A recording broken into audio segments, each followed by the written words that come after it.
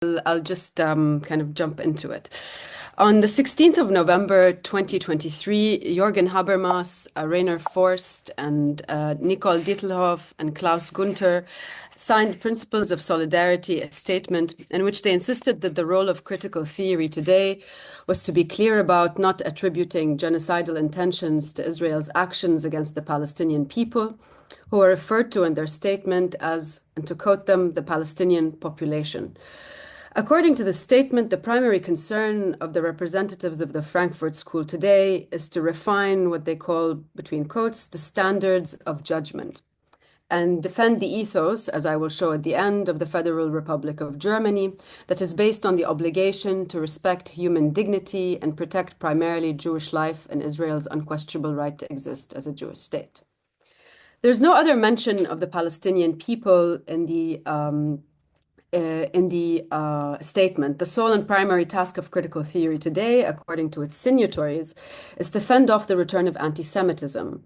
They single out October 7 as an event that has no historical narrative of its own beyond that of German politics, of memorialization and reconciliation, as though the 7th of October was an attack against Germany and Europe and not against an ongoing colonial occupation.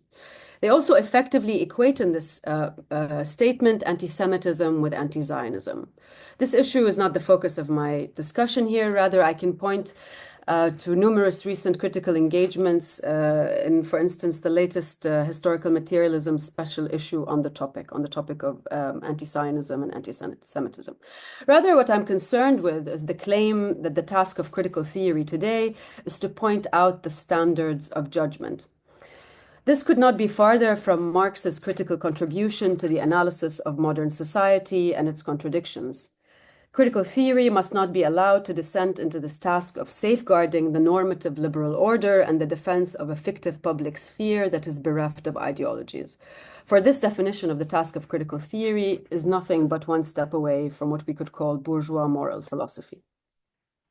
Amy Allen has developed a critique of the normative turn in critical theory. However, this critique, I will suggest, is inadequate. It asks the right questions, but offers the wrong answers. In her attempt at decolonizing critical theory, Allen proposes bringing together Foucault and Habermas to attune critical theory to the mechanisms of power implicit in the propagation of a teleological belief in progress. The normative turn, according to Allen, can benefit from Foucault's historicism or his historical a priori. In the end, decolonizing critical theory implies opening it up to post-colonial theory. And this is, in fact, a direction that is being actively pursued today by the Frankfurt School through what I would imagine are kind of a reusing or repurposing of old and tried sociologies of knowledge as an entryway. I suppose nobody reads any longer Adorno's decimating critique of Mannheim. But I want to turn attention here to one specific signatory of the letter, and the letter of solidarity. And I can just kind of give a background here. I was precisely a speaker at this kind of Frankfurt School post-colonial studies kind of conference, and in fact had a chance to have a debate with Forst online, and we can talk about his responses to what I will proceed to present later on. It was by kind of the moment of invitation and the ongoing kind of, by then the genocide on the Palestinian people had already kind of been 3-4 months underway, and hence my engagement with his work was precisely driven by the attempt to really understand how is it that this, what are the theoretical grounds, or what is it in his work that allows for the blind spot or the position that he takes on Palestine, along with Habermas and the other signatories of letter. So I will focus really specifically on Forst in this discussion. Rainer Forst, whose work on theories of justification, we'll see, in his work on theories of justification, what I would call an unstated union between Habermas and Foucault. And I'll proceed to kind of show how that is kind of implicit, this union or alliance between Habermas and Foucault in his work. And the motivation for me is to understand the theoretical and ideological grounds for the apologetic stance of critical theorists today, and to argue that perhaps a real proper decolonizing of theory would have to overcome its kind of cynical instrumentalization of normativity. Because in the end, the question has to be, how is it justifiable to claim that one's people's suffering outweighs the suffering of others? Okay, and I will kind of this is what I was going to kind of proceed to develop in my talk. Both Habermas and Foucault develop an account of politics that is both consensual and grounded in the normative as a field of justifications. Politics in the wake of Habermas and Foucault can only be thought as a reconciliation of morality and ethics.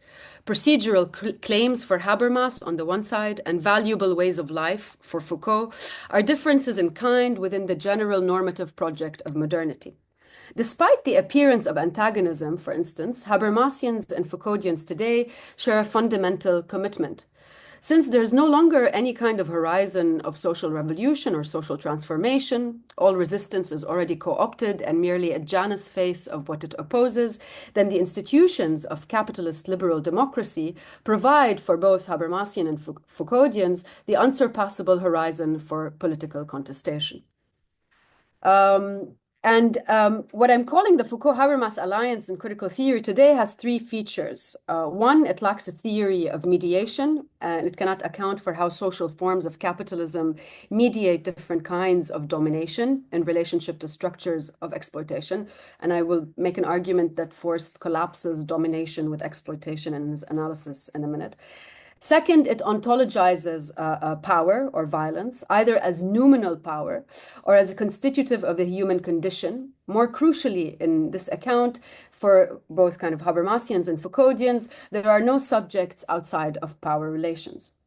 It cannot account for subjective violence in relation to systemic and objective forms of violence, and therefore resorts to legalistic and moralistic formulations to fend off the critical task of thinking violence. Critical theory after Foucault and Habermas disavows its own complicity in legitimating the liberal democratic state's hold on legitimate violence by projecting a split account of violence onto others. This leads to an acceptable violence, a good violence, one that can be justified ethically and normatively, and a bad violence, one that must be condemned. And fourth point, I think, that brings them together is that both Foucauldians and Habermasians have an inability to think through mass politics beyond reducing them to anachronistic populisms or fetishizations of identity. So what I'm calling this kind of Habermas-Foucault alliance, communicative rationality has come to be supplemented by a Foucauldian account of the pathologies of power.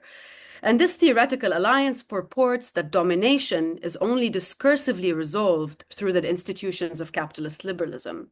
Violence is at the core of systems of justification and legality. We cannot disavow it, and avowing it entails a commitment to turning critique into the task of distinguishing between violence and non-violence, as I said before, violence that can be justified and a non-violence that is justifiable. Foucault's critique of power re-ontologizes power because it cannot explain the difference between concrete and abstract domination. Power is generative and enabling. If we think here of the distinction he makes between puissance and pouvoir, and the aim of critique lies in releasing puissance or force to resist pouvoir. Although Habermas's account of authority is not metaphysical, it also avows its coercive uses. Reason and coercion come hand in hand, and we see this very clearly in Forst's work. Here, I must recall Mladen Dolar's formulation in his work on authority. I quote, "Violence is always discursively framed, prepared by persuasion, justified by discourse, legitimized by all kinds of arguments. There is no violence without the word that supports it. The long history of wars, ethnic cleansing, pogroms, massacres massively testifies to the fact that all this was thoroughly prepared and constantly underpinned by argument and persuasion." End of quote. So in a way, I mean, to move now into kind of into Forst, right? first, critical theory. What is critical theory? It's not reductive to say that there is no critical theory without Marx's incorporation of both critique, first signified by Kant's account of the transcendental subject, the Copernican philosophical revolution and whatnot, and dialectical theory, whether born from medieval dialectics and consummated in Hegel. More crucially, however, Marx overcomes both Kant and Hegel by showing that critical consciousness is itself determined by the social forms of modern capitalist society, by the form of value or the form of commodities. Critique is conditioned by social forms, but not entirely reduced to them. A critique that is blind to an account of social forms is blind to the blind spot of its origin. It becomes reduced to reproducing the Kantian transcendental empirical doublet as a defense of bourgeois state institutions. Forst's theory of justification synchronizes what we could call a neo-Kantian, neo-Idealist analysis that has culminated in this kind of HF alliance that I'm calling Habermas Foucault. As we all know, this debate between Habermas and Foucault never really happened, perhaps precisely because they would have had more to agree on than not. In Forst's work, following Habermas and Foucault, rationality and power are indissociable. The skepticism about progress aligns itself with the unstoppable progress of capitalist modernity. Communicative rationality is supplemented by a Foucauldian account of the pathologies of power. And this is kind of the synthesis that purports that domination can only be discursively resolved through the institutions of capitalist liberalism. But it is this precise distinction between authority and power that you would imagine would distinguish Kantianism from Nietzscheanism, which denies it. Internalization of power come authority, in the work of, for instance, Amy Allen, constitutes a self that is capable of rationalizing, of judging, of making distinctions, and of being disciplined. Subjectivity is here molded by a primary scene of repression, although here we must note that Habermas rejects all this kind of Freudian account of repression, through which we become capable to feel obligated by reasons and motivated by them. In Amy Allen's account, the normative becomes a space of reasons organized by authority, which in turn authorizes reason. So kind of Foucault's moral skepticism becomes a welcome partner to Habermas's universal normative commitments. Allen makes a strong point about this kind of cross-contamination between validity and power, a matter she suggests is inescapable, and that Foucault is necessary for understanding, given that we are in a world in which Western moral and political ideals of freedom and democracy continue to be so closely associated with the morally bankrupt projects of colonialism and empire. And in a way, Rainer Forst's theory of justification is closer to Amy Allen's on this than the position on Habermas. Hence, the reason of kind of the questioning around how is it that he could kind of be a signatory of such a statement or be in a position to deny the right of justification to the Palestinian people. And this is what I'll come to. So the statement of solidarity that was kind of published by the Frankfurt School representatives could be seen to be a demonstration of this complicity, the complicity between the ideals of freedom and democracy and colonialism and empire. It's important here to note that historically, Foucauldians did not necessarily have a more salutary position on the anti-colonial struggle in Palestine, although they claimed to be more attuned to the mechanisms of power. We could say, Foucault until the very end was very suspicious of any recent liberation movements. And to quote him, he said that suffer from the fact that they cannot find any principle on which to base the elaboration of a new ethics, end of quote. This is Foucault. So Forst is more generous towards Foucault in his work than Habermas has been. The normative in Forst's theory of justice can only be thought by avowing what he calls the noumenal nature of power. This one here. The normative in Forst's theory of justice can only be thought by avowing what he calls the noumenal nature of power. Power is both thinkable and corruptible. It turns into violence only when it fails to assert its authority, to quote him here. Power should be understood in processual terms as the ability to determine, or if necessary, even to close off or open up the space of reasons for others, whether based on a good argument, an ideological justification, or a threat. Social power does not have its seat in certain means, institutions, or structures, but instead in the noumenal space in which struggles over hegemony take place. Thus, the concept of power is neither positively nor negatively charged, but is instead neutral. Only its modes of exercise, ranging from empowerment to domination and oppression, whether interpersonal or structural must be differentiated and evaluated. And then he continues here, it's a long quote, this will be the longest in the presentation. Power is always discursive in nature, therefore, but it is not always communicative in Habermas's sense or exclusively part of subject constituting disciplining epistemes, as Foucault argues, right? He's gonna bring these two things together. This shows once again the advantages of varying our use of the concept of justification between descriptive and normative understandings. For Forst, the task of critical theory is not to provide a dialectical account of power that grounds it in the social forms of capital, because power is simply not anchored in any such institutions and rather maintains a noumenal or intellectual status. The discursivity of power lies in it not being reducible to neither the rational, pace Habermas, or the disciplinary epistemes, pace Foucault, but to genealogy. Again, this is a quote from Forst. There is no realm of reason beyond power. Therefore, but there are better and worse, reasonable and unreasonable justifications, besides more and less effective ones. So we have to distinguish the normative force of justifications and justification narratives from their quality. We can take this to mean that there's a force in different qualities, persuasive, coercive, or violent. This is a point that Habermas and Foucault would converge on. Although Foucault is interested in the coercive effects of discourse, while Habermas looks more at the material constraints on communication, right, the state and the market, there's really no substantive disagreement on the difference in forces exerted on and by discourse. Again, to continue from Forst. Freedom and power belong together. As long as the latter acts upon cognitively motivated subjects, this is the second quote, power is the art of binding others through reasons. It is at the core of normativity. The spectrum of relations of power, therefore, extends from conditions based on freely shared, reciprocally general reasons at the one end to those situated in the transitional zone where power is replaced by violence at the other. It should be noted in this context that power also exists where cognitive effects are achieved through lies or deception. So cognitively motivated subjects here may imply non-cognitively motivated subjects, perhaps affectively motivated or motivated by pathological interests of reason. Although Habermas is much more interested in taking stock of the pathologies of reason by shifting focus to justification and not communication, Forst deflects the problem while claiming to resolve it. In Forst's rendering, the force of justification is the same. However, it is motivated. Its normative power is the same. And to quote him, again, this is the third quote, justification narratives develop normative power to the extent that they cast the political and social world in a certain light, connect the past, present, and future, reality and ideals, as well as individuals and a collective, and form them into an accepted order of justification, end of quote. So justification itself, in Forst's account, gains a kind of a mediating power. It becomes a form of mediation. This renders all justification as being always already ideological.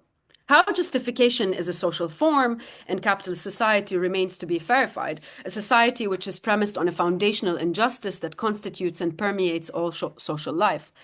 I mean, Marx's fundamental argument against liberals and social democrats of his time was that we cannot posit a moral critique of normative foundations of a social system because morality is largely determined by material conditions.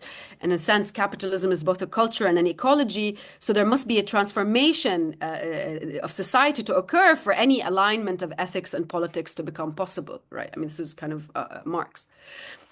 So to go back to Forst, so once justification is grounded in, to quote him, a collective perception of its cogency, end of quote, which regardless of its form maintains its force, then it functions as ideology would because it is purely formal regardless of content. However, neither Habermas nor Foucault have a theory of ideology. Indeed, their alliance in Forst's work turns ideology simply into power.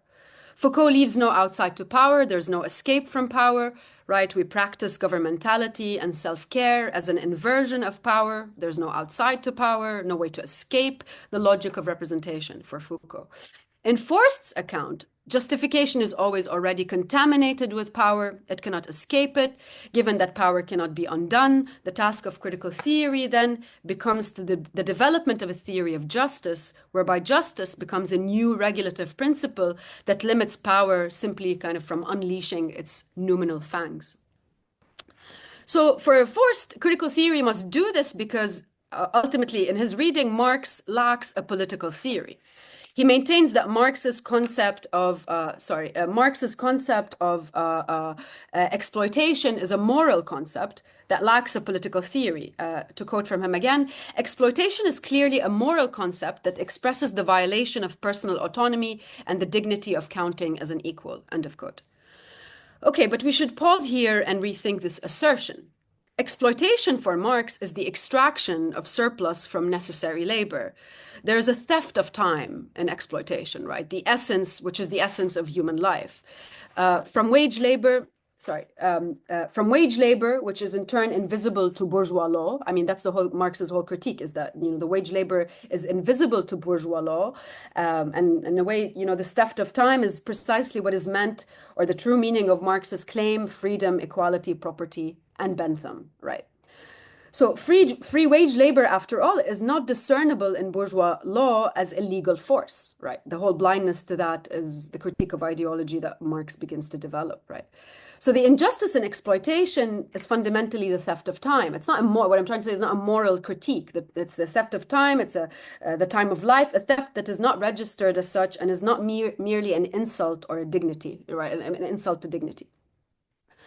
But for Forst, he argues that Marx's theory of alienation and its overcoming entails a deficit in political concepts because the overcoming of alienation leads to a utopia, in his words, of unmediated, transparent means of organization of collective autonomy.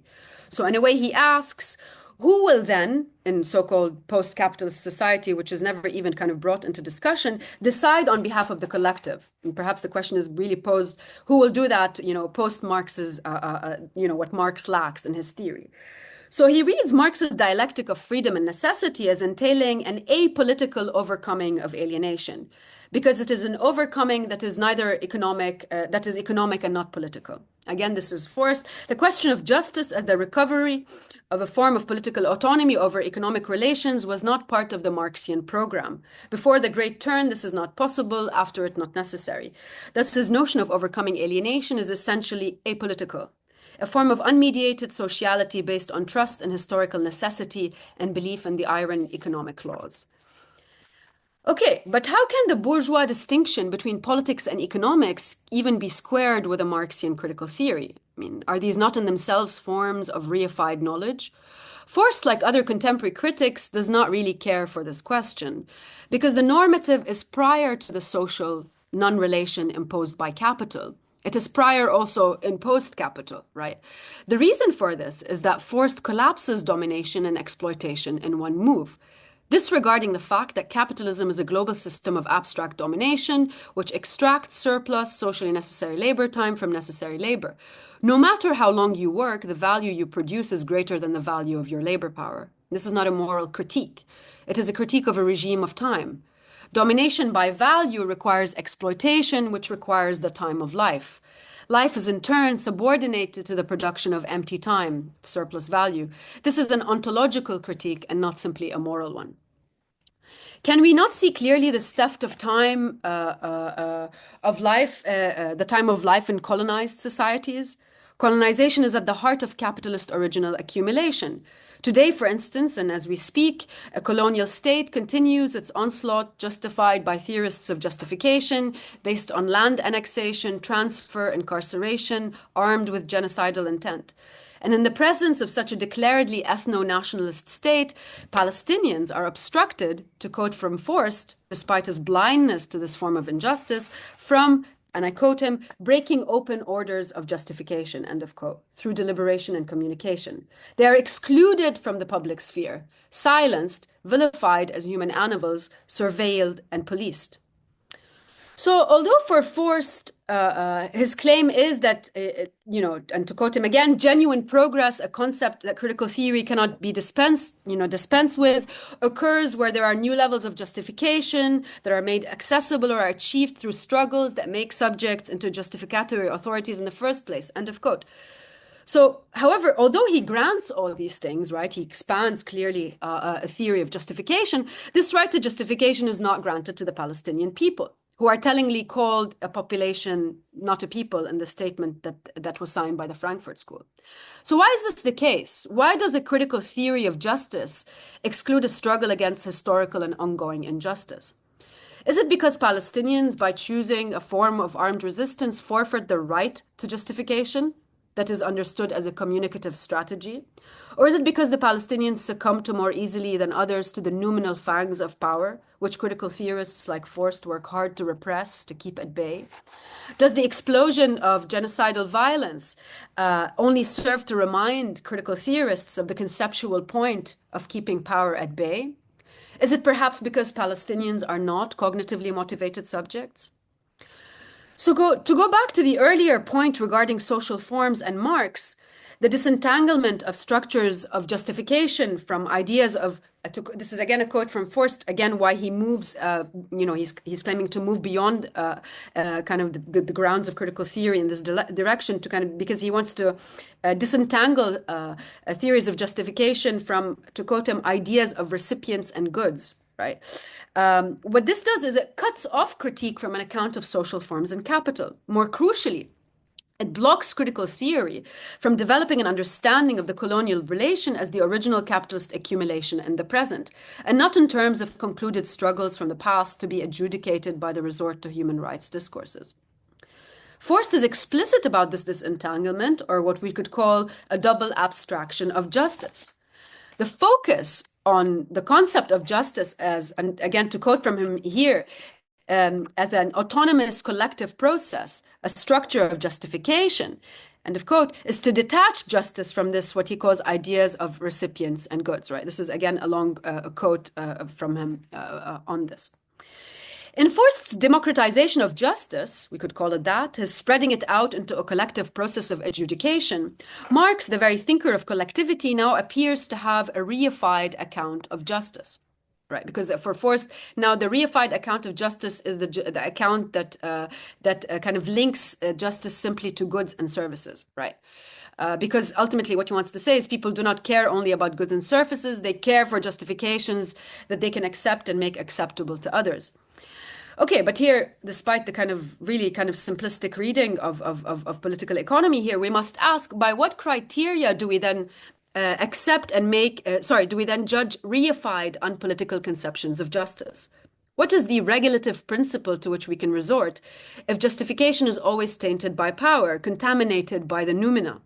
And if critical theory abandons any account of reification, which is grounded in the real abstractions of social forms, how do we discern unreified concepts from reified ones? In this instance, right, the Palestinian resistance to injustice has been seen to be premised on an a priori assessment of it as a version of kind of, anachronistic Muslim militancy having a deficient concept of justice, clearly. A Foucauldian might not be able to make such a claim, but a Habermasian would. But if we accept Forst's account of power here, then, how is Israeli power really different from Palestinian power in this context? Or is the adjudication simply that Palestinians have no legitimate order of justification or emotive, hence irrational actors? Why does normativity, normative neutrality buckle here in this instance in particular?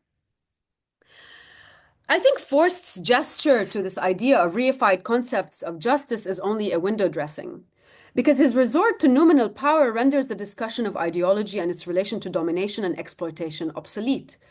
Along with the most contemporary critical theorists, Forst has no theory of mediation to account for reification. Rather, the purpose of his engagement is to insist that humans are autonomous agents, able to adjudicate norms, following the Habermasian dictum, Kantian here perhaps. A people cannot be governed except by rules and laws which they accept for themselves and make acceptable to others through deliberation. But this ability to self-legislate or justify norms ought to be exercised against all constraints. And violence emerges only when there is a cut in discourse, to quote him again, and an inappropriate discursive arena in which there is a lack of justification for norms, discursive and institutional. It is only there, Forst argues, that the outbreak of violence causes a weakening of power. Albeit asserting it. Sheer force is a sign of power breaking down because real power is the one that, to quote from him, rests on recognition. with a caveat that recognition is not always reasoned, because you can, for example, recognize the force of a gun, for instance. Again, a quote from Forst: "The exercise and effects of power are based on the recognition of a reason or various reasons, etc." And then if we go to the kind of proceed in the quote, "Power rests on recognized, accepted justifications, some good, some bad, some in between. A threat or a gun can be seen as such a justification, as can a good argument. But power exists only when there is such acceptance," right? So again, in light of Forst's stated solidarity with Israel and not Palestine, with a colonizer and not a colonized subject, how do we make sense of such statements? How is it that this position then legitimates the Israeli resort to violence, but not the Palestinian right to resistance? This realism of power is premised on recognizing the Palestinian as an agent of justification. Palestinian resistance to the sheer force of power cannot be seen as a claim for justification or a demand for recognition even. They are simply sealed off from the space of reasons altogether. They have no right to an equal, and to quote from him, standing as normative authorities with the space of a normative order, end of quote. But this is indeed quite perplexing, because it is Forst himself who opens up this normative, right, the field of the normative, the processes of power, as an attempt of inclusion of all rational agents or cognitively motivated agents. Cognitively motivated is also expanded to include what he calls narratives of justification. So again here, so what is then the reason, right, of this blind spot, or why is this blind spot there? And I mean, I think, ultimately the problem is that he introduces what he calls in his work the force of narrative. Okay. Here, before I move to that kind of, which I think provides the answer for the position he takes and what this Habermas kind of Foucault alliance in his work takes, I want to say another thing to kind of that addresses one of the points around the ontologization of violence, because in Forst's analysis, violence always appears as something that happens in a kind of subjective instance against an objective deadlock, right? Which the objective deadlock is understood as a kind of a lack of justificatory procedures, right? When the other does not understand my justifications, I have a right to enforce them, right? This is where noumenal power becomes, quote from him, sheer physical force. That said, this exhibition of force as brute, repressive, and acting on individuals is already, according to Forst here, a sure breakdown of power, right? Power is unknowable. Some people are weak, others are not. Rarely are there true, to quote from him, leviathans able to wield power. A statement that is really perplexing, that sounds more like a desire for a wish fulfillment than a lament. This position is akin to Foucault's conclusions in his own work.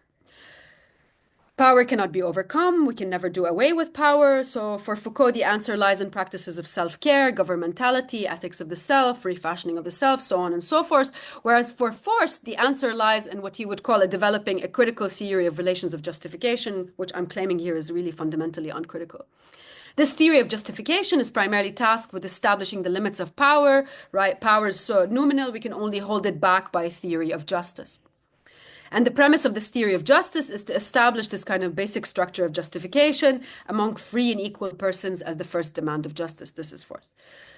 Okay, so I want to move to this kind of the force of narrative. Why is it then, right? How is it then according to all this, we can see already some signs of the breakdown, the blind spot, but what is it that really kind of, I think, explains the position that critical theorists like him have taken today? And I think it's really the question of narrative, because he really gives the narrative a fundamental kind of a place in his theory of justification. It centers as it kind of figures as a central mechanism in his account.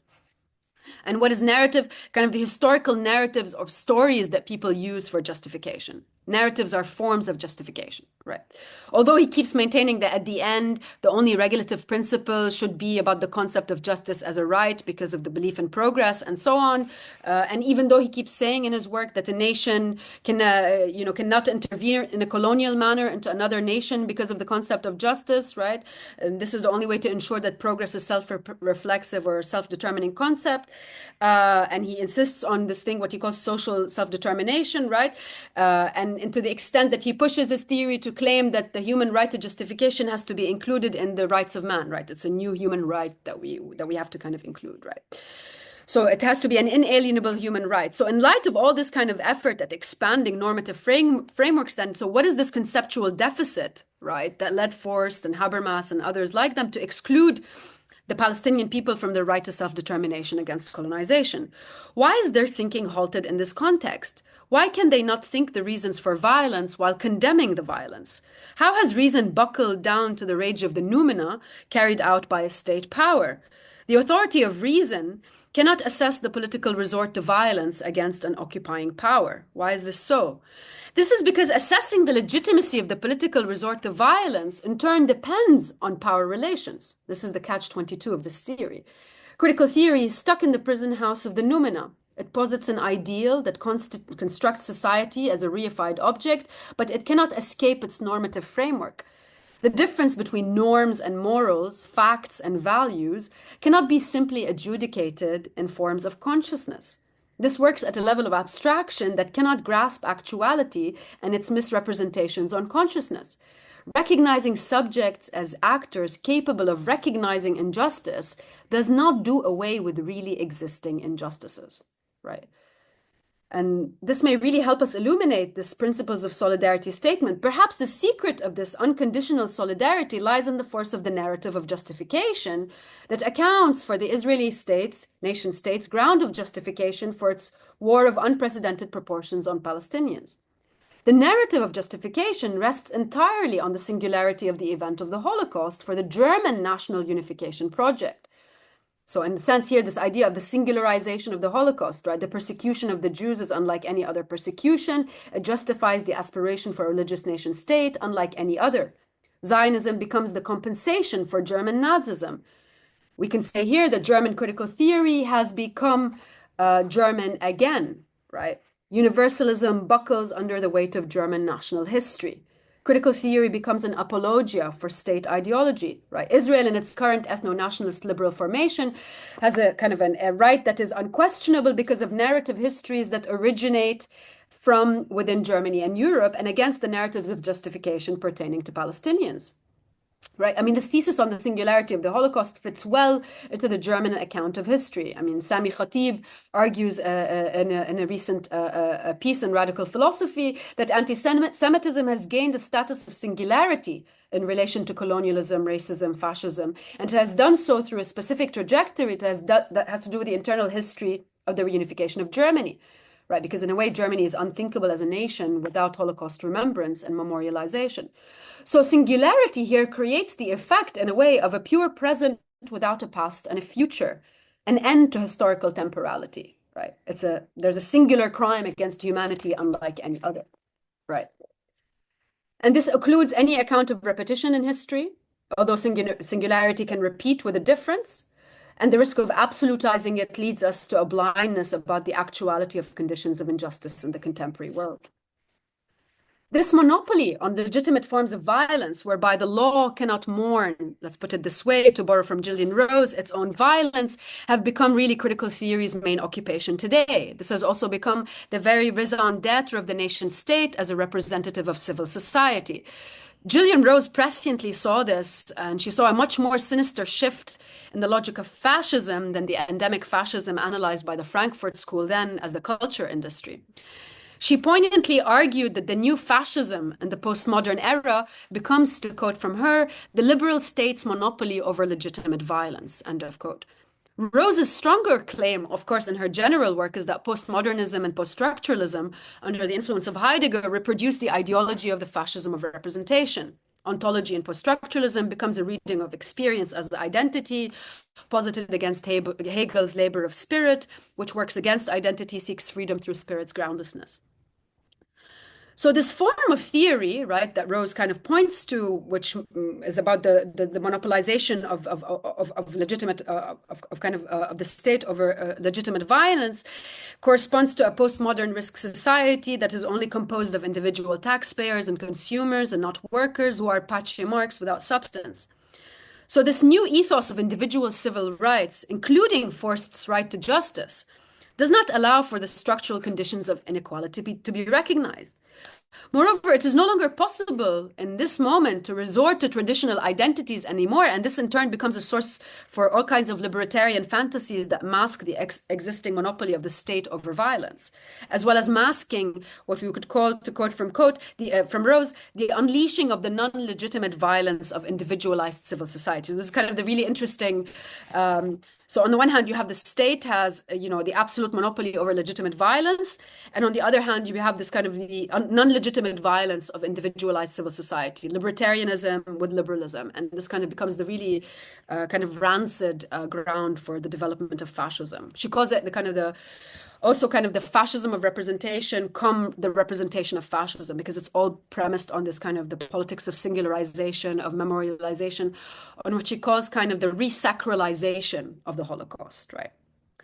So yet we are stuck again in this kind of conundrum of law versus ethics, of law versus morality, with no access to a politics that would take a risk for the universal good, to put it in Badiousian terms, or perhaps not so here expandedly, rather than the individual one. Again, this is from Rose. Rose's most radical claim was that fascism becomes the law in post-World War II liberal civil societies, right? I'm really going to read this from her. It's really very incisive. Fascist movements want universal law to apply so that they may have no rivals in their use of non-legitimate violence. They represent the triumph of the civil state, the realm of individual need, the war of particular interests. They exploit the already partisan war of particular interests. They exploit the already partisan mediation of the instrumentalized universal, the epitome of what Hegel called the spiritual animal kingdom. This is how it is possible to anticipate the states that I think we are witnessing the rise of now, which combines social libertarianism with political authoritarianism. Whether they have traditional class parties or not, they become susceptible to these fascist movements. They become fascist themselves. So this alliance between the representation of fascism and the fascism of representation must be countered by a kind of what I would imagine would be a Marxist Hegelianism that refuses the reduction of politics to a moral adjudication based on the power of the will, albeit with all its pathologies, or reason to safeguard private individual interest.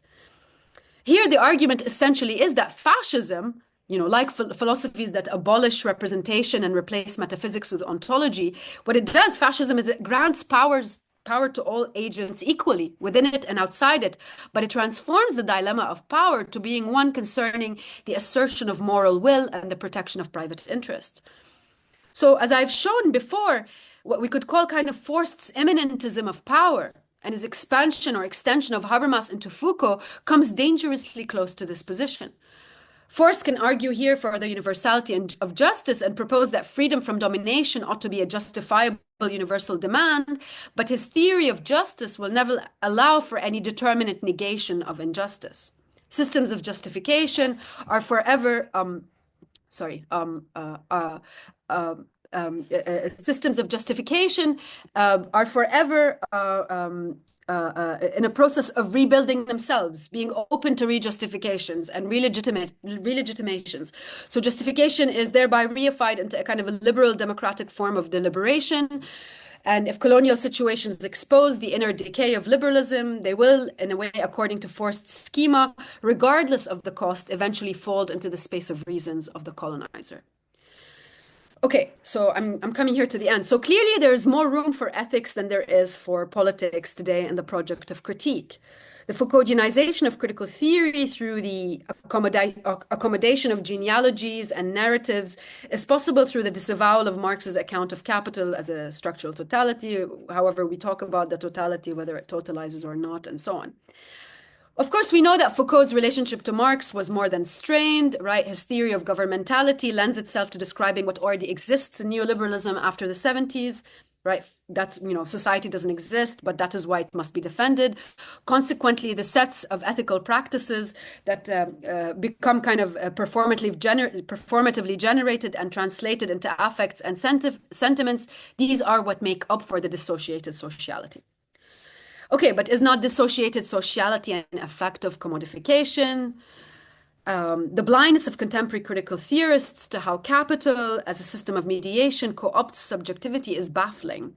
There is a form determination at work in the money form, and in the money form and commodity form. And these are not simply instruments of domination or means of domination. They are also direct embodiments of sociality, whereby the social stands above and against individual human subjects. And what Foucault does is he replaces these form determinations with genealogies of knowledge, which I think is what Forst smuggles into his theory, that must be countered, right, by a remaking of history for Foucault, albeit through fictions, right? For Forst, they just have to be folded into the schema of justifications. And for Foucault, these genealogies are crucial to rationalization, and the counter genealogies to be constructed against them via a process of insubordination are also produced analogously, right? They're kind of the mirror, it's like a mirror image. Processes are happening, kind of Janus face of the same thing. So in other words, the subject is formed by regimes of power knowledge, must seek to reform itself in relation to the very norms that constitute it. Again, this is a quote here, which is from Butler, who is a close reader of Foucault. The formation of the subject is the institution of the very reflexivity that indistinguishably assumes the burden of formation. The indistinguishability of this line is precisely the juncture where social norms intersect with ethical demands and where both are produced in the context of a self-making which is never fully self-inaugurated. Okay, so what happens here in this kind of schema is that the subject becomes the object of self-reflection, only for it to emerge as an object, basically, a kind of a stylized object of insubordination. And the process that underlines the sphere of the normative here, whether it's rationalization or knowledge power, is copied mimetically onto the processes of self-care. There's no escape from power-knowledge nexus. In a way, Foucault smuggles back into post-foundationalism and post-structuralism the normative horizon of capitalism, which Habermas, as we all know, surrendered to long ago. All struggles against power are in turn only ultimately interested in power. We can just remember that statement that Foucault made in his debate with Chomsky, right? Where, he told Chomsky, I would reply to you and say the proletariat does not wage war against the ruling class because it considers such a war to be just. The proletariat makes war with the ruling class because for the first time in history, it wants power, right? This was Foucault's reading of social kind of revolution. So, I mean, Foucault, he renders critique, what it becomes is just a practice of epistemic humility, right? He supplements normativity with an openness to genealogy, a recognition of interdependency, mutual obligations, etc., etc. And these can only be adjudicated through kind of in relationship to the restrictions of the juridico-legal category of individuality. Okay, so although Forst claims to develop a theory of power that is different from Foucault's, what he ultimately develops is fundamentally what he calls, and I quote from him, a discourse theoretical notion of non-domination that reduces justice to the ambivalence generated in the interaction between self-justifying individuals and the space of reasons. Because of this noumenal nature of power, because according to Forst, and he repeats statements like this a lot in his work, we cannot know what is in people's heads, end of quote, critical theory becomes the movement of, in a way, ambivalence between these two sides, right? And this is the quote number 2 down there. This is Forst critique of relations of justifications aims at a survey of the various social and political positions. It's like a survey. Critique becomes a survey of generating and exercising discursive power in different social and political spheres, etc. So critique becomes the attempt to measure what is essentially out of measure, right? Noumenal. Rather than claim justice, which you would imagine any critical theory would want to do, to be the axiom, the very axiom of politics, right? One would imagine this. Forst turns justice into a question of power. Now, the danger of this move lies, and this is, I think, what I've been trying to kind of show, is that the danger of this move lies in evacuating critical theory from its most fundamental principle. It turns critique into an adjudication of the subjective nature of injustices. Right? So the sphere of deliberations and exchange of reasons cannot see the fundamental injustices in a way that are not immediately perceptible to subjects. So it becomes to share the kind of intersubjective blindness, right? It is ironic that Forst himself falls prey to this very question, where, the injustices suffered by Palestinians at the hand of a colonizing occupation is imperceptible in relation to the historical injustice committed against the Jews in Europe. Moreover, not only does Forst turn justice into a question of power, but he also vacates justice from any relation to truth. And the conclusion of deliberations about justice is, in the end, about the force of reasons and the reasons of force. Insofar as we can show how self-reflexive subjects would like to be represented and by what system of justification. So, in a way, kind of this parallax of justice becomes a liberal void of eternal regress into the discourse of individual rights, individuals who matter, and clearly those who do not. Thank you. That was the end of it. Yeah.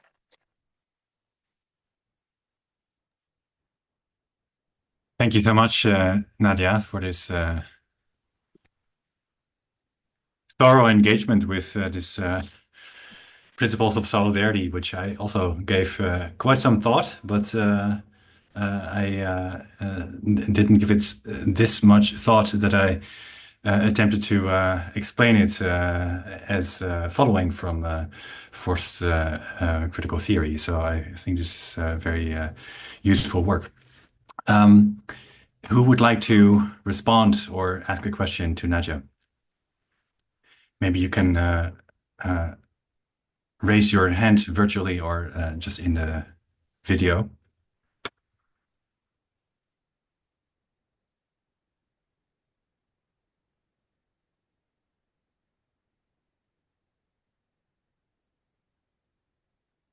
Or I can begin by trying to articulate some response to what you just gave us. I mean, maybe it was a bit dense, but yeah. Yeah, it was very dense, but I think the density comes from your attempt to Understand. well, yeah, and also to relate these principles of solidarity by Forst and Habermas and the other two to Forst's entire critical theoretical project, which I think is very provocative and very useful.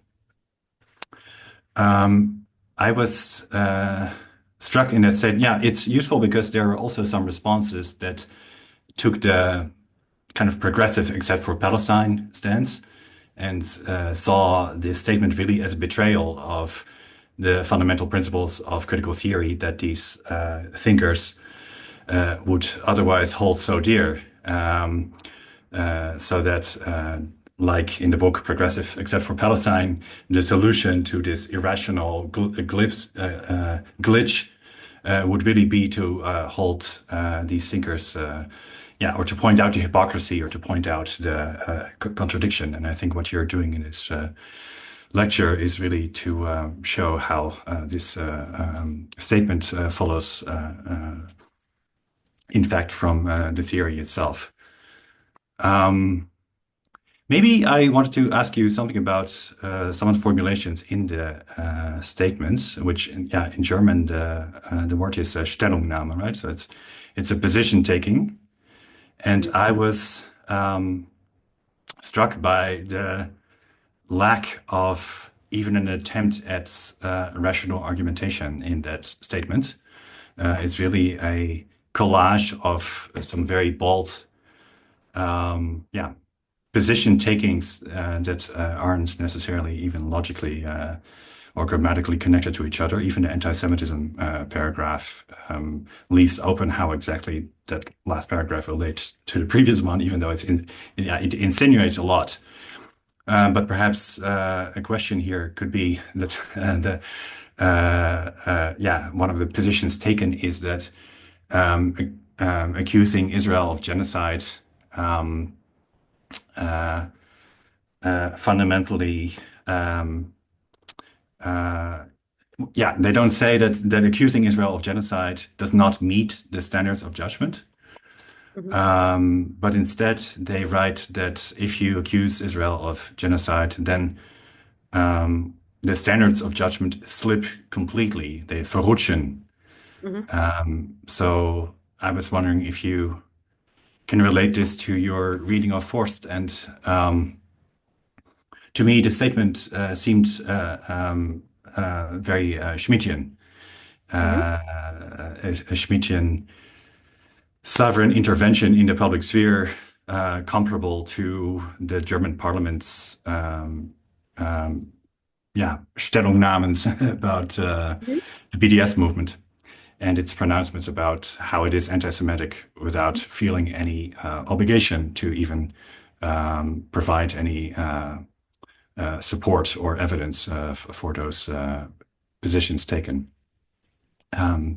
Is that something you can Yeah, respond to? no, thanks. That's actually really it's very interesting comment, and I see the point about thinking of this as a kind of a Schmittian kind of intervention, in a way that this is kind of the exception is stated, right? This kind of the act of intervening is itself kind of a political act, right? And of course, Schmidt's whole point was that the deficit in liberalism is the reason why we need this kind of political theological moment of like declaration, or right? And so, I mean, and I think it's really strange that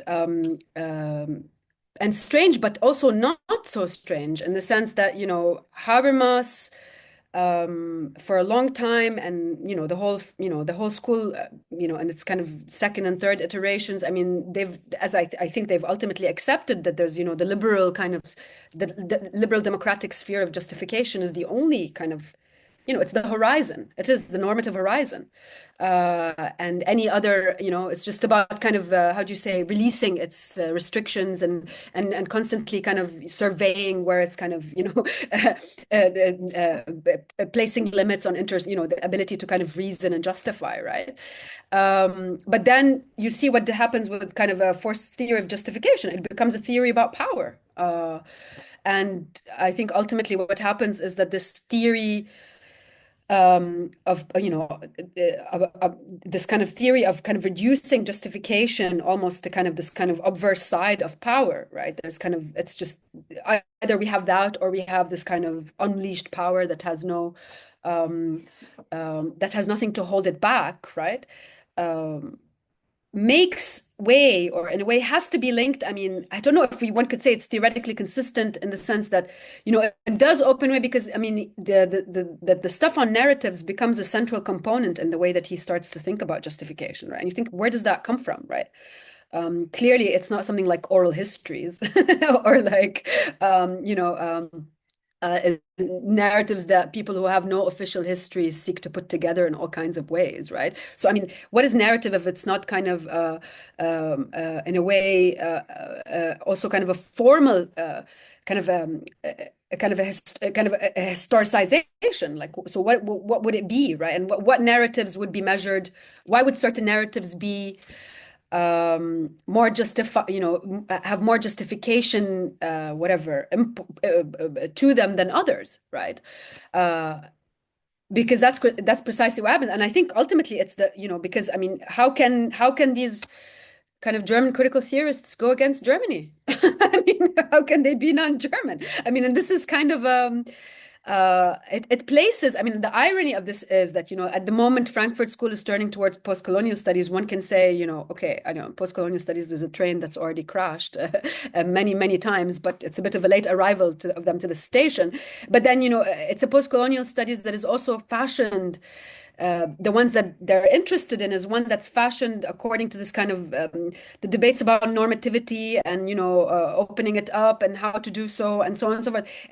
They're not interested in post-colonial theories that have other theoretical commitments, right? That want to come in and maintain commitments to, let's say, Marx or whatever, psychoanalysis, which are these are the foundations of critical theory, technically. Anti-colonialism.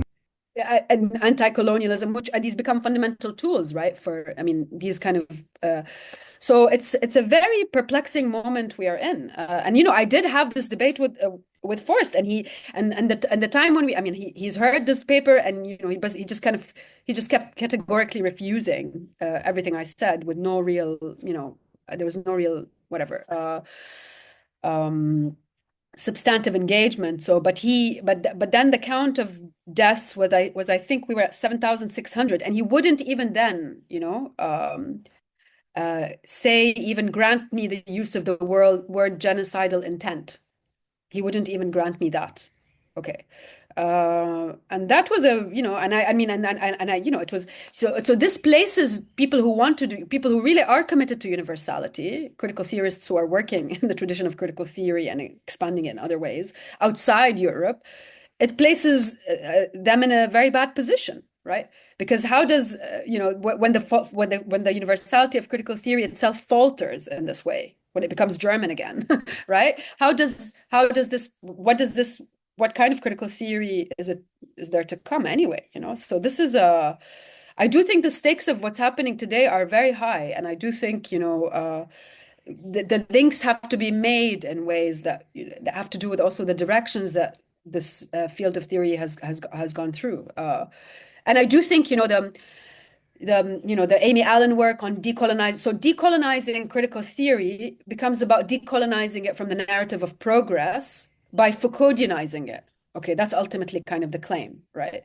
I'm suggesting that no, I think the real way forward is a proper decolonizing of critical theory means to really kind of dismantle this kind of Foucault Habermas,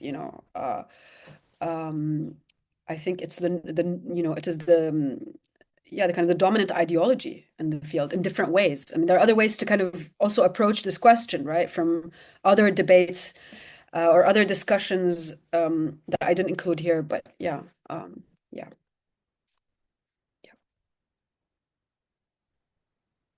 Thanks, Antonio, and then Daniel. Yes, thank you, Nadia, for the talk. It was really nice to have a chance to listen to it again.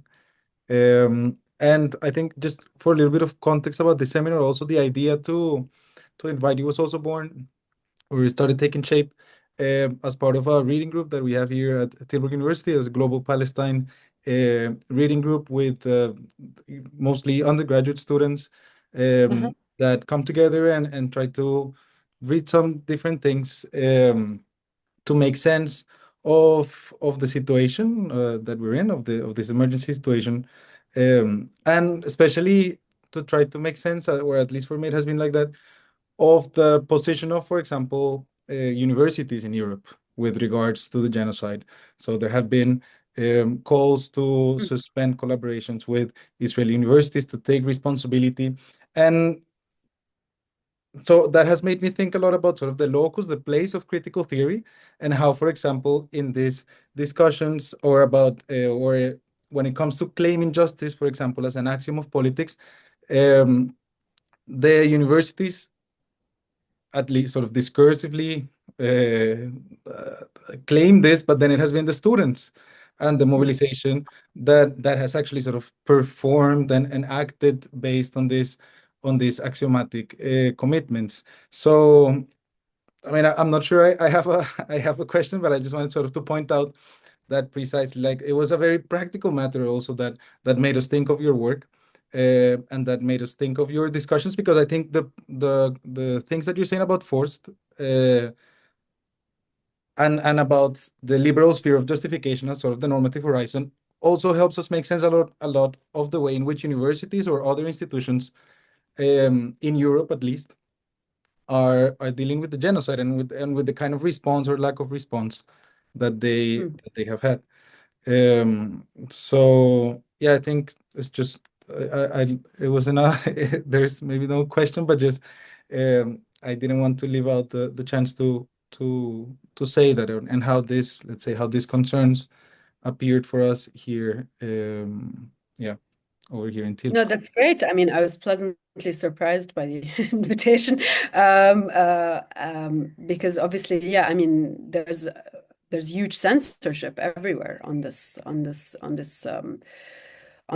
question of Palestine. But I do think, that there is, this is kind of, the old Althusserian trope, but there is a class struggle in theory, and I do think that.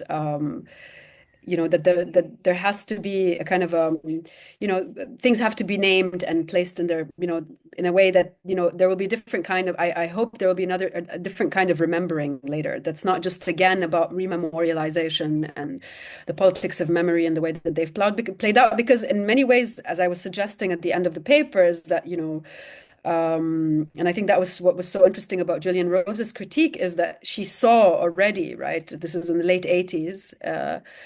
She saw already that what the politics of memory can do in relationship to the trajectory of the development of the liberal state.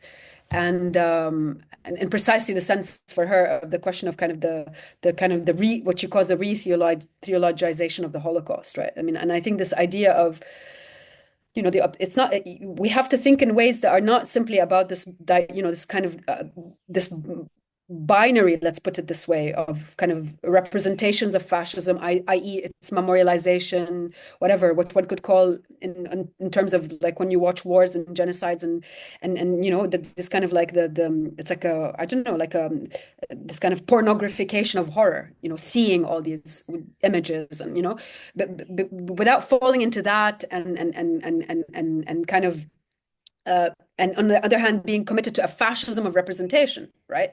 To like kind of identities, libertarianism, et cetera, et cetera. I mean, so this is the binary. I think that binary is at work. And there has to be a way to think about what's happening in the present moment to the Palestinian people that also speaks to, that they're not separate things. That speaks to theorists and people thinking, at the center of this binary and who see it, we're seeing it develop in ways, authoritarianism and whatever, fascism, call it what you may, as it is developing everywhere around us, and how to insist or persist or respond to that, right? And that does require, I think, a lot of work, theoretical work. It's not just about kind of saying, platitudes. Of course, solidarity is important, but that means that entails a lot of things, right? That entails an attempt to really think through the time we are in, and so, yeah. Yeah, thank you. Statement by Forst and Habermas is also called Principles of Solidarity, right? So, yeah, yeah, yeah. But yeah. Daniel? Yeah, thanks so much. My question is really asking you to help me a bit more thinking with you through your argument. And I thought maybe a good way to do so would be the following. So your critique of the statement of principles links it to a critique of certain accounts of the Frankfurt School, Forst in particular. I guess a different way to critique the statement of principles would be to say that these authors betray their own theoretical commitments with that statement. And I'm not suggesting you should do this, but I was hoping that when you respond why you don't, I get a better grasp of the argument you presented in this presentation. Because for me, it was the first encounter. I understand other people have read the paper before or discussed it. Thank you. Thank you for that. But I mean, how does one put it? So the betrayal of their theoretical commitments, I guess in a way you could see that I was, throughout the paper, I was trying to give more, how do you say, benefit of the doubt, right? I mean, how could it, if you do this and do this and do this and do that, how could it you maintain this position, right? Of course, my conclusion had to do with the place on the question of narrative, how much it's central, or kind of the way he expands it, kind of accounts of justification to include narratives, because in a way that might explain, right? That because as you're as Mikhail just said, I mean there's a this kind of it's a real intervention in a particular public sphere in a particular manner, right? That statement. So I don't, I mean, not that I had sympathy, I didn't have like sympathies for Habermas's political project before this statement. Let me be clear about that. I mean, nor with the kind of the way that the Frankfurt School, after Habermas and the directions it has gone, although it's it is obviously, there's many things to be said about it, right? I mean, from all the different, the kind of the focus on questions of recognition and, expanding, the normative. I mean, there's all kinds of, the directions it has taken, which I feel in many ways, I've always kind of felt that there was already a betrayal to the original project of critical theory. And even the ways they're heading today in terms of employing kind of sociology of knowledge. I mean, I think, and again here I feel like compelled to bring back in Rose. I mean, I was always, interested in the critique she made, and that, I think a great book called Hegel Contra Sociology, where she kind of developed this whole account of how, certain critical theoretical strains through a kind of certain neo-Kantianism become obsessed with the question of culture and values and validities and norms, and how that always ends up reproducing this kind of problem, this kind of Kantian doublet, right, between the empirical and so I mean, this is these are not kind of commitments I think that critical theory should be invested in from the start, right? And perhaps in a way for me it was like, it's not a eureka moment to see that they would end up signing this kind of statement. It was almost expected, right? But however, yes, I mean, the work of kind of reading, I would have never read Forst of my own accord. It's not really the stuff I'm working on or interested in. So I was really directly interpellated, and I spent quite some time going through this material just to kind of understand the project, like how could this be, right? But I guess my answer to the question would be, I think the betrayal has preceded the position. I mean, obviously, the position today, I mean, the betrayal of the theoretical commitments of critical theory, as I understand it, right, has already happened. And I think ensuant from that original sin, right, the betrayal of Marx and kind of the Marxian tradition of critical theory, we see the developments in this direction. That would be kind of the way I would think about it, right? But I mean, perhaps you might not agree, but I have certain commitments in critical theory, and I do think that, Marx and psychoanalysis ought to and remain to be the fundamental driving, in a way, the motor of this entire field. And since the move away from that in directions towards kind of accepting kind of the horizon of liberal normativity, or kind of trying to just expand that, was already a mistake from the start. In a way, it was already a betrayal. Yeah. Dies, and then Alenka. Yes, so thank you, Nadia. Alenka, did you have a follow-up? Because mine is on a different topic. I was just wondering. Yeah, perhaps, I mean, it was related a little bit to what Nadia just said about this Yeah, maybe that's good, then I do mine okay. after, because it's a different.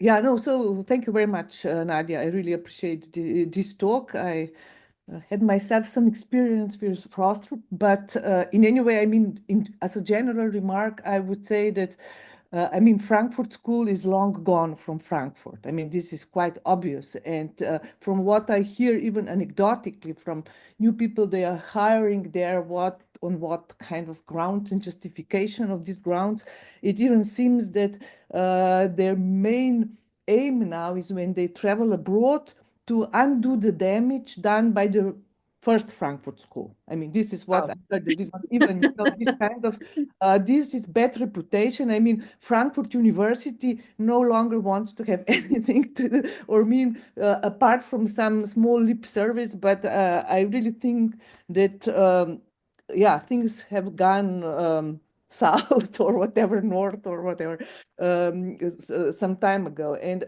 I think that what you said, because you nicely pointed out, I think precisely this paradox, okay, they have this double blind spot, like a theoretical one, they cannot really justify their justification. I mean, their act of, because it's clearly a decision, you say, okay, we support unconditionally. I mean, this is nothing to do with justification. We unconditionally support Israel because of them. Yeah, no words allowed for another argument. So there is this blind spot, but I think in a way, and it came across, at least for me in what you were saying, that it looks like this blind point is already at the outset of this theory, of this theoretical endeavor, attempt, elaborations, very sophisticated for a while, for a point.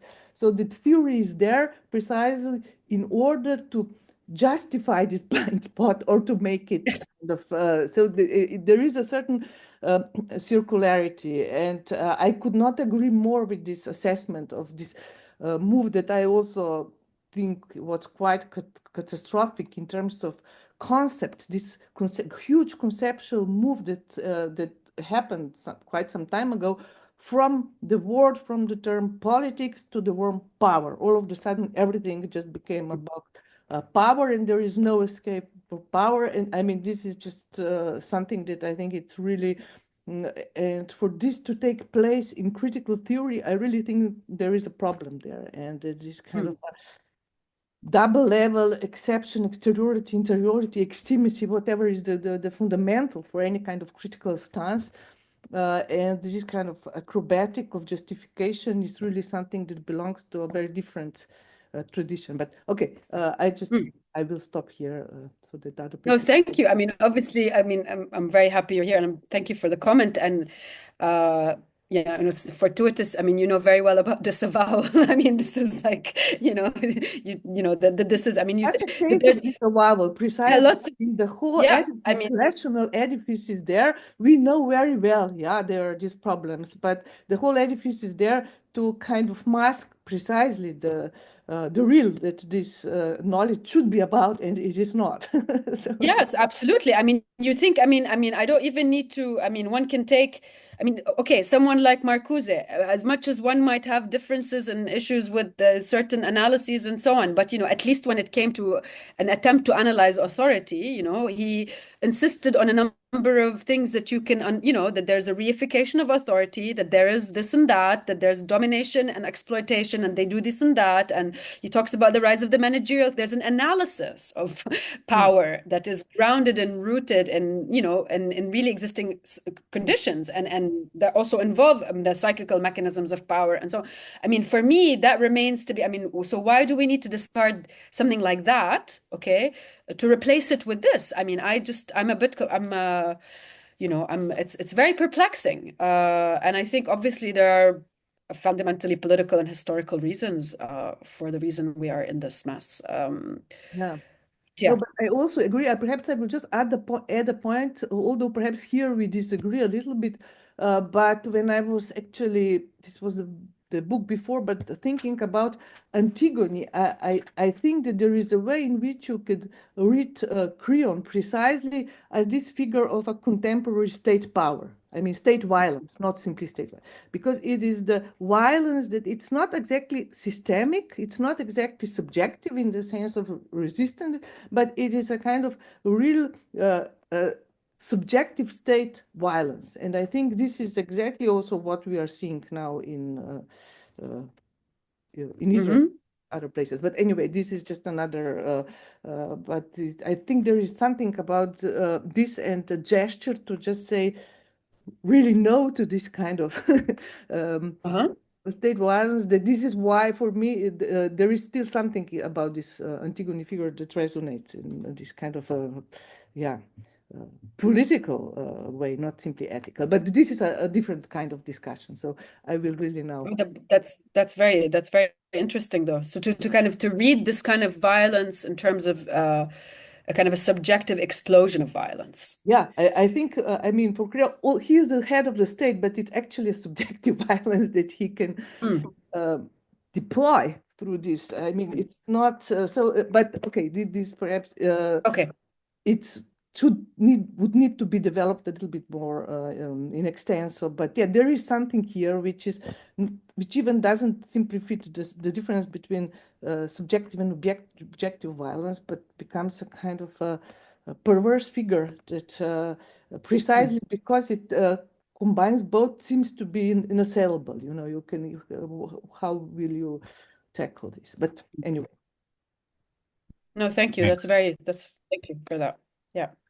Yeah, and that also reminds me of the notorious word gruesome, the fixed adjective that has to be included in every mentioning of the violence of Hamas. Thies.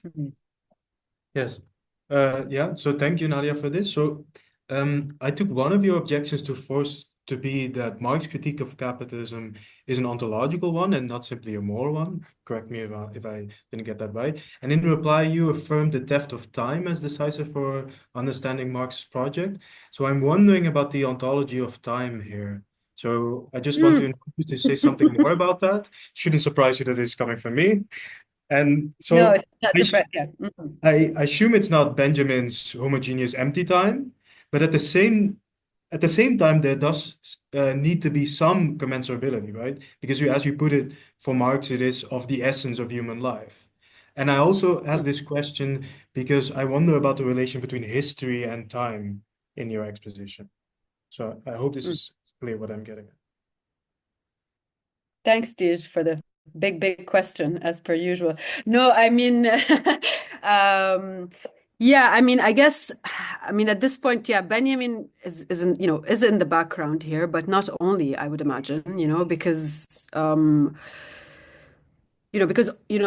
whole thing about abstract time, right? So the whole thing about the abstraction and kind of okay, the time, that there's an abstraction socially necessary. Labor time and kind of Marxist critique is already kind of an abstraction of time, right? So that abstraction is what is at work in whatever all T1, T2, T3 times that through which surplus is being the repetition compulsion of valorization, right?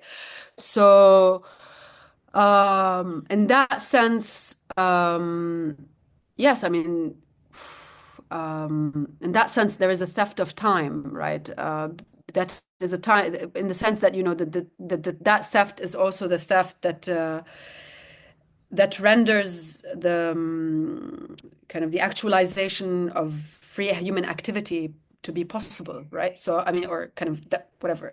Rather, it's whatever. It's being deactualized all the time. So I guess I meant it in this sense. I don't. I mean this is, I don't. There's a lot to be said about this stuff, right? I mean, in terms of what are the Marxian kinds of analyses that emerge from, the focus on time. I don't think you can take any one versus the other. You have to be able to draw out the kind of the totality and from different places. But so when you say, I mean, the question of history and time, and I think that's a very important question. I mean, I think especially with the point I was trying to get at, I mean, I don't think this is what you were asking, but I'm just going to say what I have about this now, but we can talk about it more later, is that the point about when I said that, that there is a colonial context, whether there is an occupation, there is it's only, in the colonial context, really, I mean, you think of Fanon or you think about Fanon's argument that that this kind of the doubled alienation of the colonized, right? That their history is lost. They can never recuperate it. So that loss has happened, and all that they get is an image of their history that is whatever from the colonizer. You are a population, okay? You are a Palestinian population or something. Let's put it in this kind, right? And then even there's no way to recuperate that. So they have all these myriad images of self-representation that become whatever exaggerations of the attempt to make up for this loss. Call them what you want, all forms of these religious politics, theological, political, whatever, okay?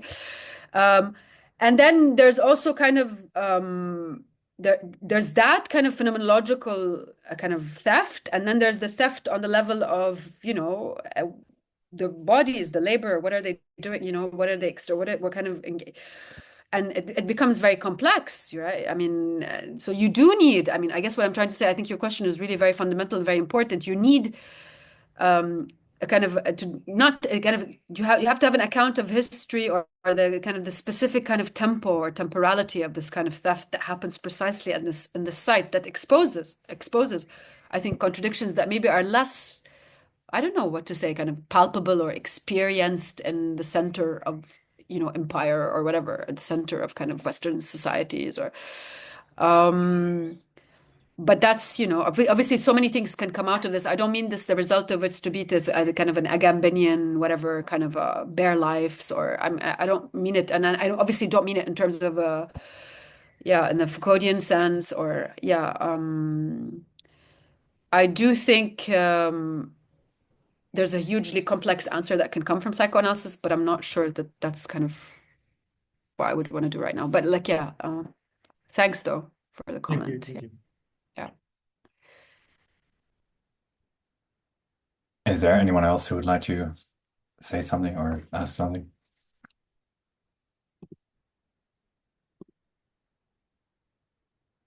No, thank you for your lecture.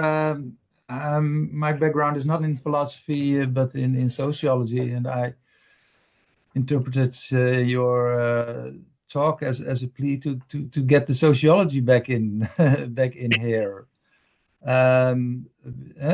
So not to abstract power and taking with that sort of the hegemony of a liberal discourse, but really look at what is going on and look at power relations and the narratives that come with certain positions. So yeah, that was very helpful in trying to understand this.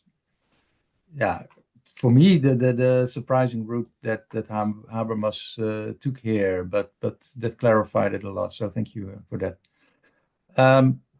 I also have to go, so. So I say goodbye Okay. and hope I'll Right. hear Thank you you. later.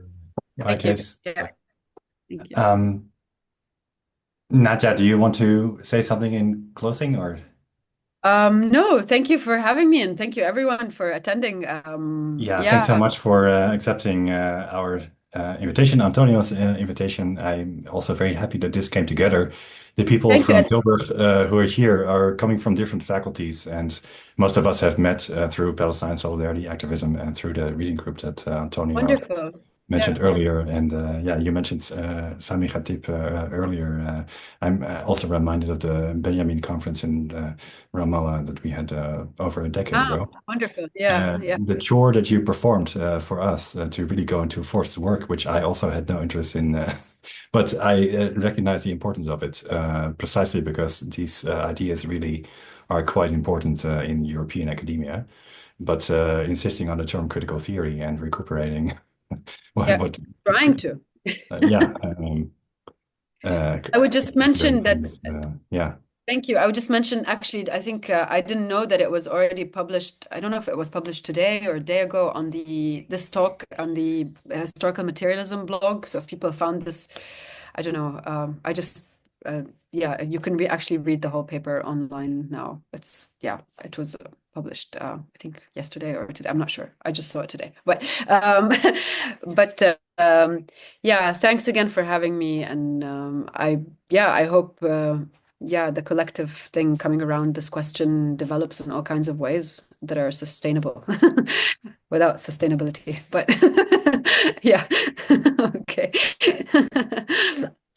Thanks so much. Thanks everybody for being here. Thank Thank you.